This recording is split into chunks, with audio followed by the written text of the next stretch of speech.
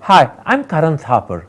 Over the last few years, I hope you've been watching my program, The Interview on the Wire.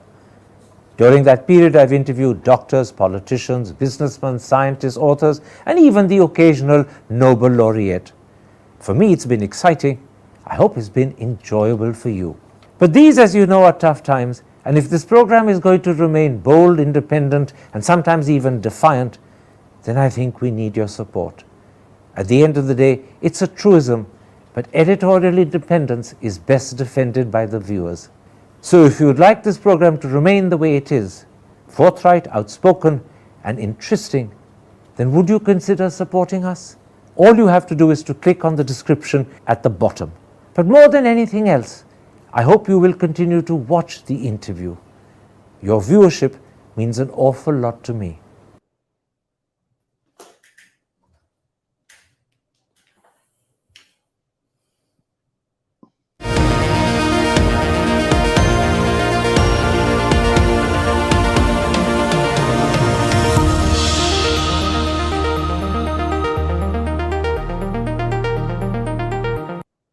Hello and welcome to a special interview for The Wire.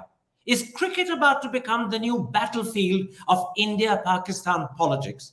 The answer very possibly hinges on three developments which are about to happen or may not happen over the next 4 months. Will Pakistan eventually host the Asian Cricket Cup? And if it doesn't, will Pakistan then participate in the Cricket World Cup scheduled to be held in India just a month later? And if Pakistan doesn't participate in that, what then becomes the future of international cricket? Could it end up badly divided between India and its supporters and Pakistan and its supporters? And that's the reason why I began by asking that question. Is cricket about to become the new battlefield of India-Pakistan politics? Joining me is one of the men who clearly has the best answer, the chairman of the Pakistan Cricket Board and the former caretaker chief minister of the country's Punjab province, Najam Sethi. Mr. Sethi, I want to talk to you essentially about the rift between the Pakistan Cricket Board and India's BCCI over hosting the rights for the Asia Cup, which is due to be held in your country in September 2023. The problem arises out of India's refusal to play in Pakistan and Pakistan's threat that in that event, it won't participate in the World Cup due to be hosted in India a month later in October. Now, it's reported that you have in the last few days put forward a suggestion that, if accepted, could resolve this issue. It's been described as a hybrid model. Can you start by giving me details of this hybrid model? Yes, hello there. First of all, I'd like to say that there is no threat. Far be it from me to threaten anybody or any organization. I am trying to find solutions to problems that begin in politics. And I'm trying to keep politics out of sport. So that's my intention. There is a deadlock which is political in nature. India, the BCCI, has refused to play in Pakistan and is also refused to play Pakistan in a neutral venue bilaterally. It is agreed that India can play Pakistan in a multilateral event, like, for example, the World Cup or the Asia Cup or the Champions Trophy and so on. But India refuses to play Pakistan bilaterally. Of course, that means that Pakistan is at a huge financial disadvantage because if India and Pakistan don't play bilaterally, Pakistan tends to lose a lot of money. But that's the way the cookie is crumbling, unfortunately. Now comes the Asia Cup. India has refused to play in Pakistan, having already given the rights to host the Asia Cup to Pakistan. Now, this is a problem. If India will not come to play here, while all the other countries are ready to come and play here, how do we resolve this issue? I could threaten and say, okay, if you don't come, then we won't play the Asia Cup and we won't go to the World Cup and play in India. But I'm not doing that. I'm saying, all right, I understand there's politics involved here, but let's keep it out. Let me offer a solution. Let's play some matches in Pakistan so that our honor is kept intact because we are the hosts. And then we'll play the rest of the matches, including the ones with India, at a neutral venue. This is what I call the hybrid model. This is very important because that way, at least the hosts can say that we played some matches in Pakistan, and the rest because of other reasons we couldn't play in Pakistan, so we moved it to a neutral venue. And then this model could be applied to the World Cup. When the World Cup comes around, if my government tells me that you can't go and play in India, then we can try the hybrid model there as well. Pakistan can play its matches at a neutral venue, while all the others can play their matches in India. And then following that is the Champions Trophy, which the ICC has given to us as hosts. Then we can apply the same model there. All this is the way to move forward, pending such time that India agrees to play Pakistan in Pakistan, or if not in Pakistan, bilaterally outside Pakistan. So that is what I have proposed. By no means is this a threat, but this is a solution going forward. Now, the well-informed magazine Crickedia has given certain details of your hybrid proposal. I'd like to put them to you so that you can confirm whether they are correct or not. The magazine says that Pakistan only wants 4 first-round matches to be held in Pakistan. These are said to be Pakistan versus Nepal, Afghanistan versus Bangladesh, Afghanistan versus Sri Lanka, and Sri Lanka versus Bangladesh. Is that reportage correct? It's partly correct. There may be a 5th match, depending on what happens in some of the other matches outside Pakistan.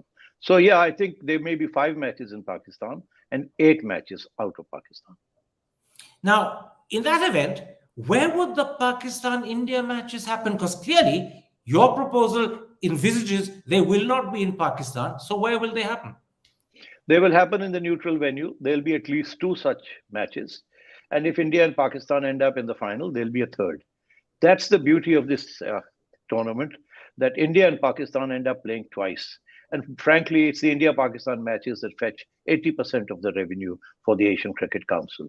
So therefore, those matches are critical to the survival and longevity and stability of the Asian Cricket Council, which is why I said, all right, we'll move out of Pakistan and play India in a neutral venue. In fact, I have now gone so far as to say that in the event Pakistan is in the final and India is not in the final, somebody else is in the final, we can either move back to Pakistan or we can continue to play that match at the neutral venue. I will not insist on it coming back to Pakistan, although that would be wonderful if Pakistan's final can be played in Pakistan. But I'm not insisting on it because I want this thing to move on. I don't want a lot of toing and froing. I want 5 matches to be played in one place and then everybody packs their bags and goes to the neutral venue and plays their eight matches there. Now, given that the critical India-Pakistan matches, 2 for certain, possibly 3, will be in a neutral venue, do you have a neutral venue in mind? And secondly, as the country that is meant to be the host of the Asia Cricket Cup, is it your decision to choose the neutral venue, or are you prepared for others to give their suggestions as well? Look, I mean, in theory, it is our right where we go and play the rest of the matches. But I'm again prepared to make a compromise. I'm again prepared to sit with my colleagues and think of a good neutral venue. The only problem that I will pose is for solution is that the gate receipts from all the matches are supposed to come to Pakistan. If we play in a place, say, like Sri Lanka, there are going to be no significant gate receipts. We'll be losers because there aren't any Pakistani supporters there, and they're up in the north and so on and so forth. If we play in the UAE, we'll have house full, and therefore our gate receipts will be significant. We can also, by the way, go and play some of these matches in London, if my colleagues agree, at the Oval or at Lord's. And you can imagine what the gate receipts will be and how much excitement there will be. As far as viewers are concerned across the globe, they're going to be glued into their television screens. So it doesn't much matter to them where we play. What matters to us is that our gate receipts should be maximized. But as I said, I am happy to sit with my colleagues and together find a neutral venue that satisfies all of us. So to sum up, you're happy to consult others about the choice of the neutral venue, even though technically and legally it is your right as the host country to decide. And your preference would be either Dubai or London, because that would maximize the gate receipts. Have I summed that up correctly? Yes, that's true. But as I said, I'm open to suggestions. Now, just to sum up this bit, what you're saying is 4, possibly 5 first round matches must be held in Pakistan. The India-Pakistan matches will be at a neutral venue, and I assume all the other matches, the other 8, I think you said, would be in the same neutral venue. In other words, Yes, the neutral venue that applies for India-Pakistan would apply for every other member of the Asian Cricket Council. yes, that's true.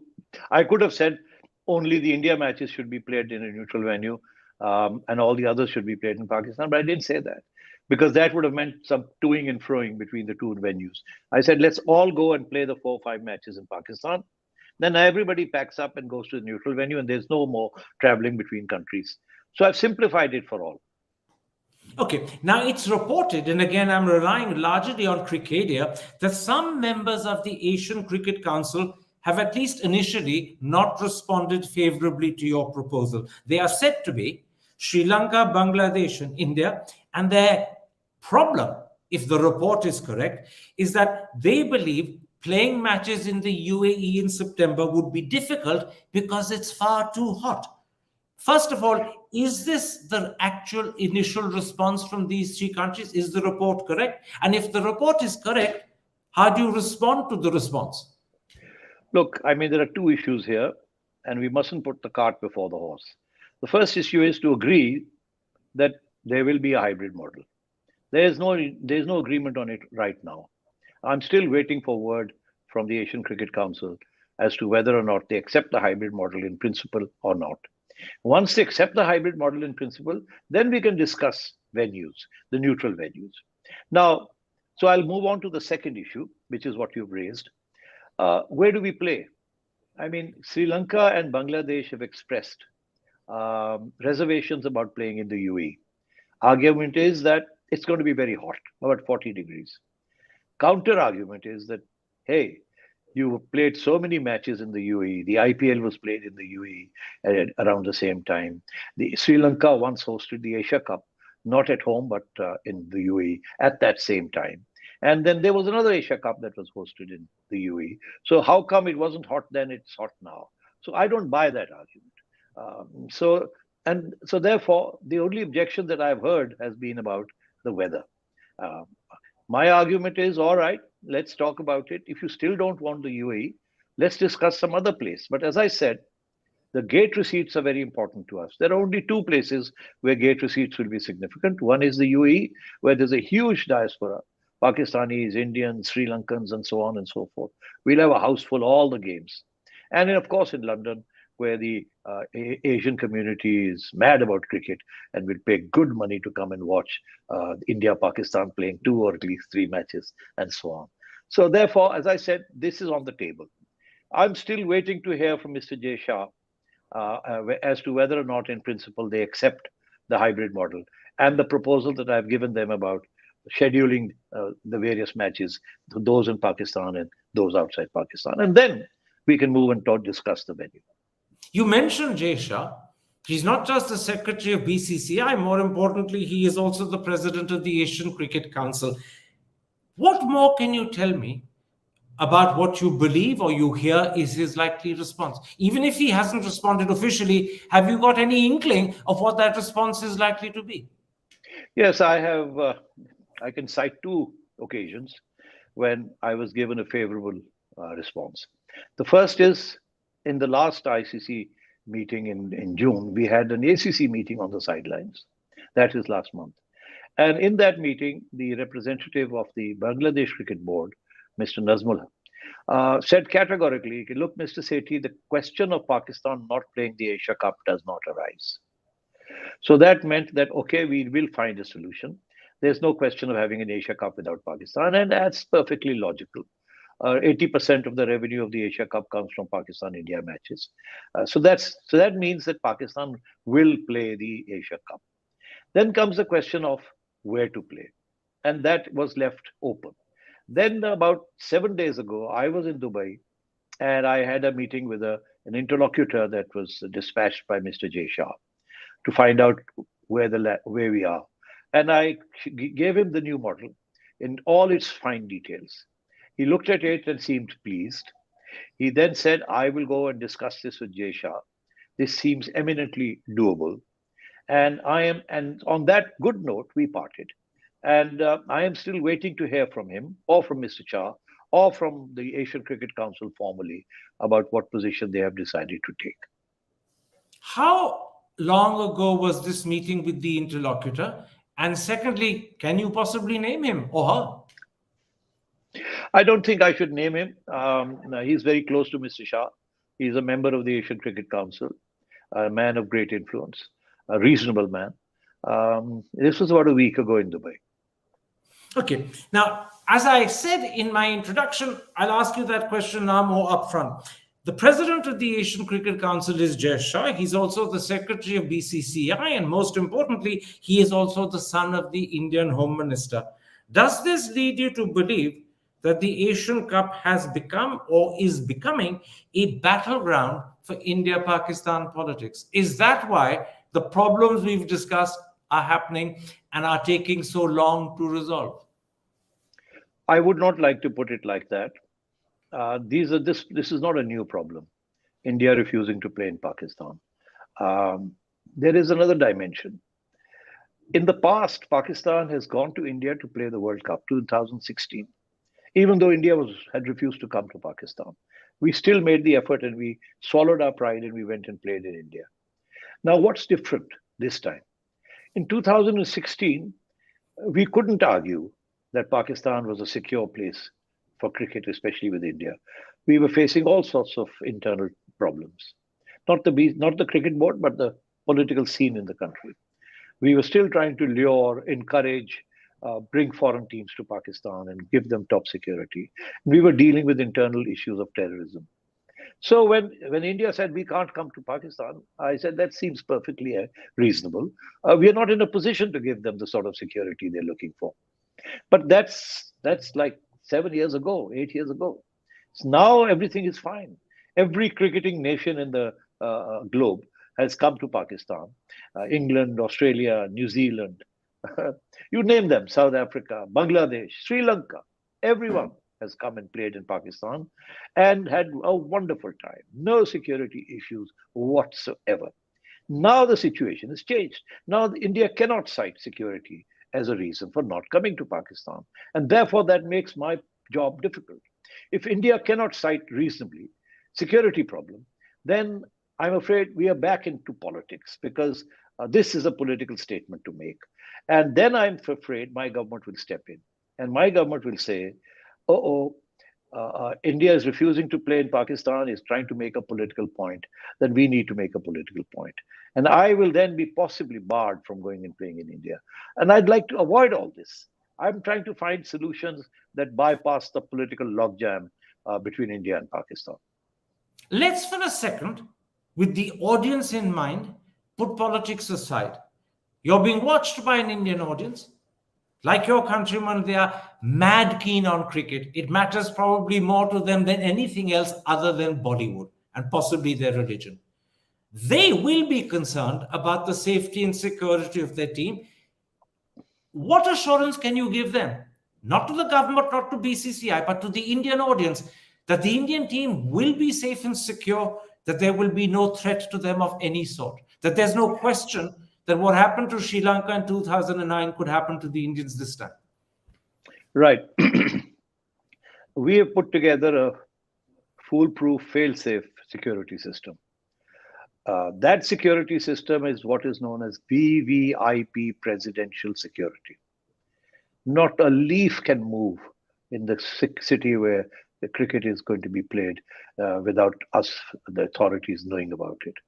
That's how strong that security system is. We have an international security company duly vetted by the ICC and recommended by the ICC, overseeing the entire security arrangement. Over and above that, we have police, paramilitary troops, all securing the security. And in the last 2-3 years, there hasn't been a single incident where any foreign team was threatened or even a match was disrupted. So that's the first part of it. So there's nothing to worry about as far as the Indian cricket team is concerned. Secondly, I want to go beyond that. For those of you who remember what happened in 2006, that was the last time India played in Pakistan. Those of you who don't know, they should talk to the then National Security Advisor, Jay Shah. I think if you ask him, he was there at that match. And that match in Lahore, India beat Pakistan. One would have expected that the crowds would go crazy, they'd get mad, they'd be very angry. But actually, nothing of the sort happened. On the contrary, when the Indian team won, the crowd erupted in a V for victory sign. That was all one could see. And I remember Brijesh Mishra saying to the then Prime Minister of India, he quoted this in some place, that I'm amazed. I thought there would be an adverse reaction, but there is love everywhere. That is how keen Pakistanis are to build bridges and to get peace going. That is the sentiment of the people of Pakistan. Governments have other priorities and other issues. But I can tell you one thing, the love and affection that the Pakistani people bestow on guests, whether it's an Australian guest and especially an Indian guest. And those of you who've been to Pakistan will testify to the incredible hospitality and affection that is showered on them. So I think for these reasons, the Indians would be very welcome to come, and we'll open our borders, we'll give visas to everyone, and you can come in the tens of thousands and watch good cricket. You mentioned an international security team being responsible for the security for India-Pakistan matches if India were to come to Pakistan. Can you name this team? No, I'm not saying that this is only for India-Pakistan. It's an international security company that oversees all the international cricket that's happening in Pakistan. Reg Dickinson is the gentleman who has his team on the ground. And I must also tell you that the Brits and the ICC also have people on the ground watching everything. And our security is really airtight. Now, unfortunately, although you've explained in detail your hybrid model and the logic behind it, and you made a direct appeal to the Indian audience that the Indian team, if it were to go to Pakistan, would be safe. Nonetheless, there is always a downside to these things. And let me put you a couple of questions about the downside. Crickedia has also reported that if your proposal, this hybrid model that we've discussed, is not accepted by ACC, Pakistan will withdraw from its membership of the ACC. Is that report correct? No, that's not correct at all. Why should we withdraw from the ACC? I'm going to be, if I'm hanging around in the PCB until next year, I will be the president of the ACC. It's our turn next year. So there's no question of withdrawing from the ACC. But yes, what can happen is, as I've said, we will be hard put to participate on the terms that are now being suggested. Unless our hybrid model is accepted, I will find it very difficult to persuade my government to allow me to go and play in a neutral venue, even though I'm the host. So I'm saying that there is a distinct possibility that I will have to say, I'm sorry, I can't take part in this Asia Cup. But there's something else you're saying. If that happens, there's a distinct possibility your government will say to you, you can't take part in the World Cup that follows a month later. That is also a corollary to what you're saying, isn't it? It's entirely possible. But as I said, these are political decisions. I said that before because I don't think security is a concern. If there is a concern or a security concern for India, there's a security concern for Pakistan and India. So therefore, putting those two things aside, yes, I think if our voice is not, if nobody is ready to listen to what we are saying, this proposal that I've got to bypass politics, then I think we will be in trouble. Asia Cup will not take place. And I don't know what will happen when the World Cup comes around. Immediately after that, whether or not we'll be allowed to go to India or not. But then one thing is obvious. The best we can hope is an Asia Cup that happens along the lines of the hybrid model you've talked about. And if that does happen, the best we can hope for the World Cup, which is a month later, is that the India-Pakistan matches will be played in a neutral venue. But the two countries playing each other in their own countries is completely ruled out. No, I wouldn't go so far. Look, I mean, I think that if the hybrid model works now, come the World Cup, there'll be two options. One will be for asking our government whether we can go and play in India. And the second will be if the government says no, then we'll have to go for the hybrid model. So I still think that if we can work this out amiably and reasonably, without any hiccups, then the hybrid model can work. And I think I'm not ruling out entirely the possibility that goodwill prevails and we are allowed to go and play in India without the hybrid model. But the hybrid model is the escape route. That is for sure that is something that can work in the next 2-3 years between India and Pakistan. I want to simply spell out for the audience something that you said, because I think it's very important. It's not that you didn't say it clearly, but I think it's so important it deserves reiteration. If the hybrid model works for the Asia Cricket Cup, there is a possibility, perhaps even a likelihood, I won't go stronger than that you might get permission from your government to actually come and play in India for the World Cup a month later. That possibility then would be there. I'm not ruling that out. But I think what I would like to say with that is that following that next year, there's the Champions Trophy, which will be played in Pakistan. So I'm hoping that if we can come to an understanding with the BCCI, that, okay, now we've played the Asia Cup in a hybrid way. Now let's talk about the World Cup and the Champions Trophy. You want us to come and play in India? Okay, will you come and play in Pakistan in 2025, the Champions Trophy? So there could be a quid pro quo there. And the two would be linked. Your coming to India for the World Cup would be linked to an assurance that next year India would come to Pakistan for the Champions Cup. In other words, you'd want an assurance the second would happen before the first does. Right, something like that. One other question. Your match, I believe it's the first match for the World Cup, is scheduled to happen in Ahmedabad, the capital of Gujarat. Were you to come to India, would you accept going to Ahmedabad, or would you have reservations with that city? Look, I'll tell you what happened in 2016. We decided to come to India and play. The first match was in a venue where there were some concerns about our security. So the Pakistan government sent a team of 3 people, one from the ISI, one from the Intelligence Bureau, and one from the military intelligence, to go and check out that venue. And they said that that venue was not safe. And they discussed it with the BCCI. And the first match was shifted from that venue to Calcutta. And then everything went hunky-dory after that. I am not in a position to say anything about Ahmedabad right now. I think we'll cross that bridge when we come to it. Okay. Now, Pakistan is one of the top cricket teams in the world. If in the end, the Asia Cup doesn't happen because your hybrid model isn't accepted, and if in the end there is also critical damage to the World Cup because it either has to happen without Pakistan, which seems as if it won't then be a credible World Cup, or it doesn't happen at all, how much damage will that do to cricket?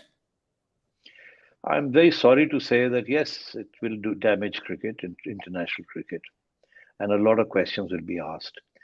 I think this is the time for the BCCI to take a good decision, not one based on politics, but one based on cricketing ties. We need to look forward. You cannot imagine the excitement and that is generated by an India-Pakistan match. How absurd would it be if India and Pakistan can't play each other? Because if we can't play each other even in a neutral venue, then where can we play each other? Therefore, I think this is the time for reflection and positive thinking. It's not, as I said, I am not threatening anyone. I'm trying to find solutions to political problems by stepping aside, putting the politics aside, and trying to get on with it. How do you think my countrymen feel when I say to them, okay, we're not going to have the Asia Cup, although we are the hosts. We're not going to have it here. We're going to go to a neutral venue. Or when I say we'll have 4 or 5 matches here, their argument is, what the heck is this? We are the hosts. All the matches should be here, and so on. So I'm in a difficult situation, and yet I'm making bold to find solutions. And I think there can be no better solution than this. I have tried very hard. I could have said only the India-Pakistan match and India's matches with the others will be in a neutral venue. And all the other matches will be in Pakistan. But I didn't say that because people were saying, oh, it'll mean coming and going. It'll be very tiring and so on. I said, all right, let everybody come to Pakistan first, play their 4 or 5 matches, and then all of us pack our bags, get into a plane, and off we go to the neutral venue where we play all the other matches. So I have gone out of my way to effect this compromise. 2 last questions. If in the end the Asia Cricket Cup for political reasons doesn't happen, and you end up thereafter with a World Cup either without Pakistan, which is, as I said, not a World Cup at all, or the World Cup also doesn't happen, could this issue then split the ICC? And if it does, could the ICC end up getting divided between Pakistan and its supporting countries and India and its supporting countries? Look down the road and see, is that a credible future staring us in the face, or is it an exaggerated one? No, that's exaggerated for the simple reason that, Pakistan is now number one in ODI cricket. We just hit number one. Pakistan has won the Champions Trophy. Pakistan has won the World Cup. We're amongst the top three teams in the world. Make no mistake about it. It would be a great loss for everyone, including Pakistan, if Pakistan were to be eased out or would sulk outside the ICC or outside the Asia Cup. I think we need to find solutions. We need to have positive thinking. This is not a one-man show. And I will say one thing. Jay Shah is now running the Asian Cricket Council. How terrible it would be if under his leadership, the Asian Cricket Council were to, as it was split up in this sort of fashion. I suspect Mr. Shah has ambitions to be the head of the ICC in a year or two. If he can't keep his flock and his herd together, how is he going to manage in the ICC? So I think I'm all for India having a major role to play in the ICC and the ACC for all the obvious reasons. I don't have any issues with that. But I think the bigger you are, the more you have to look after the smaller people. That's what leadership is about. Najam Sethi, my last question. There are just about somewhere between 3 and 4 months to go for the start of the Asia Cricket Cup, which happens in September. Do you see this problem being resolved by then, or could it continue and linger until eventually, by default, it's not solved? Well, it has to be solved in sometime this month. I can't imagine it going beyond this, because whatever happens, arrangements will have to be made if the cup is to be played. And so therefore, and then the whole question of where the neutral venue will be. So we'll have to have meetings and we'll have to do a lot of homework to get this done. I don't think we can prevaricate on this issue any longer. I would expect Mr. Shah to be in touch with me one last time and decide this once and for all. So the ball, if I can use that colloquial phrase, is very much in Jay Shah's court. He has to respond. His response will determine whatever happens. Yes, that's right.